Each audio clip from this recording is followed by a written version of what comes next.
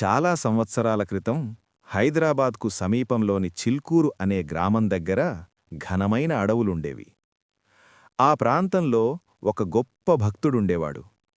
అతడు ప్రతి సంవత్సరం తిరుపతి వెళ్లి శ్రీ వెంకటేశ్వర స్వామిని దర్శించుకునే అలవాటు గలవాడు. ఒక సంవత్సరం అతడు తీవ్ర అనారోగ్యానికి గురయ్యాడు.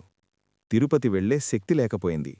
మనసులో బాధతో, స్వామీ, ఈసారి నిన్ను దర్శించుకోలేకపోతున్నాను అని కన్నీళ్లతో ప్రార్థించాడు.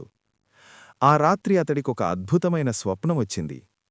స్వప్నంలో శ్రీ వెంకటేశ్వర స్వామి ప్రత్యక్షమై, నీవు దూరంగా రావాల్సిన అవసరం లేదు, నేను నీ దగ్గరలోనే ఉన్నాను, అడవిలో నన్ను వెతుకు అని అన్నారు. ఉదయం లేచిన వెంటనే భక్తుడు ఆ అడవిలోకి వెళ్లాడు. అక్కడ ఒక పుట్ట కనిపించింది. ఆ పుట్ట దగ్గర దివ్యశక్తి ఉన్నట్లు అనిపించింది. భక్తుడు తవ్వుతుండగా అతని పరికరం ఒక రాయిని తాకింది. అప్పుడక్కడ్నుంచి శ్రీ వెంకటేశ్వర స్వామి విగ్రహం శ్రీదేవి భూదేవులతో సహా వెలిసింది. ఆ క్షణంలో ఒక దివ్యస్వరం వినిపించింది. ఈ స్థలంలో నన్ను ప్రతిష్ఠించు, భక్తుల కోరికలు ఇక్కడ నెరవేరతాయి. భక్తుడు ఆనందంతో ఆ విగ్రహాన్ని ప్రతిష్ఠించాడు. ఆ తరువాత అక్కడ ఒక ఆలయం నిర్మించబడింది. అదే ఈరోజు మనం దర్శించుకునే చిల్కూరు వెంకటేశ్వర స్వామి దేవాలయం. కాలక్రమంలో ఈ ఆలయం ఎంతో ప్రసిద్ధి చెందింది.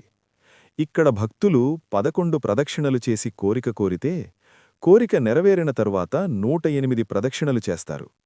విదేశాలకు వెళ్లాలనుకునే అనేకమంది భక్తుల కోరికలు ఇక్కడ నెరవేరాయని విశ్వాసమేర్పడింది.